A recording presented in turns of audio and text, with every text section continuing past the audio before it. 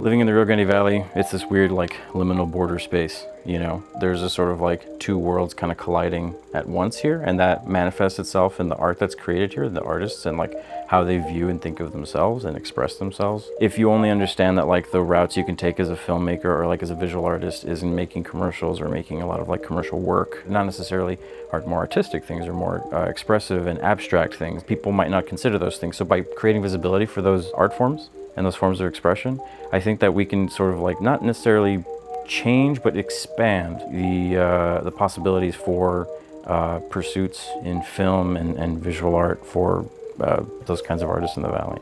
Growing up in the Valley, we were experimenting with our art practice in ways that we couldn't really define or didn't have the language for. And so the whole point of ENTRE is to allow those things to be here already and for us to provide access to that in different ways, whether that be hosting pop-up screenings, hosting pop-up workshops in different communities and libraries, things like that, going to different schools, introducing different modes of communication and expression to youth, and allowing people to document their lives and create stories about their lives on their own terms and not with other people coming in to tell their stories for them.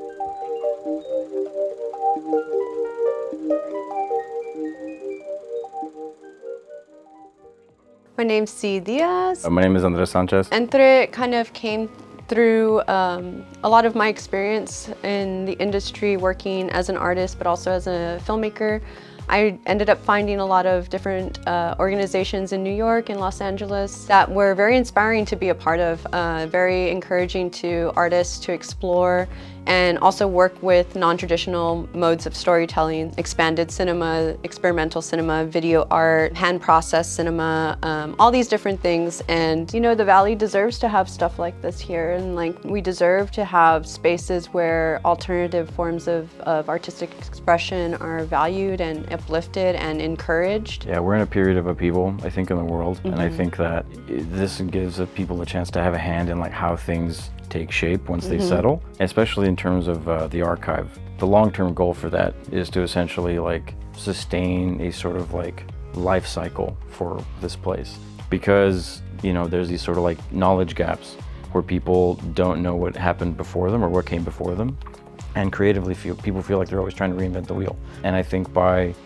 making a grander archive of happenings here available, we can slowly, you know, do away with that ignorance of their own neck of the woods. And also preserve it for the future and for the rest of the world to know like that we are here, because if we're not the ones documenting it, not just me and Andres, but like us as ENTRE, us as a community, if we're not documenting our lives, then who is, and who gets to tell that story? I mean, that's why it's film center and an archive, because these things all kind of work together to create a little like time capsule, if you will, like of each year that ENTRE is around. It becomes this whole reflection of what the Valley is at that point in time, and also what we're finding from our past and what we're discovering and what we're preserving. ENTRE, direct translation, is like in between, within, or enter. We chose that name because by engaging with that idea, I think that it will help people better articulate perhaps their experiences growing up in a border region in a way that, you know, perhaps hasn't had the kind of like infrastructural support before, let alone from like the region itself and not just like some academic, you know, in another part of the world. So yeah, just creating a more robust imprint of our culture, our people, our lives here for the rest of the world to see and experience. It's the kind of thing that can like become intergenerational too, because if we, you know, work with a certain group of people, they might empower others, you know, in different ways, emerging ways, you know, as technology becomes more advanced, or as people's ideas, you know, of how they express themselves change and stuff like that. Like we can basically create a lot of infrastructure for that kind of growth, which is really exciting.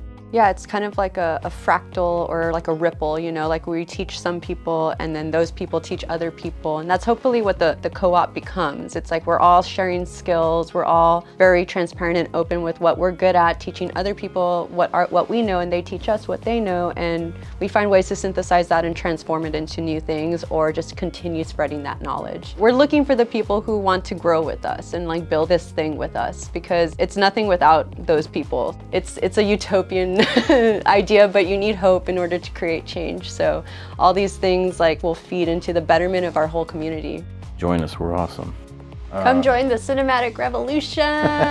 If you have a dream, we will help you achieve it. Yeah, we're here to facilitate, support, uplift the ideas of our artistic community and just people who want to tell stories in different ways. That's kind of the core of what we're trying to do here, is just bring the accessibility of this medium to the wider public.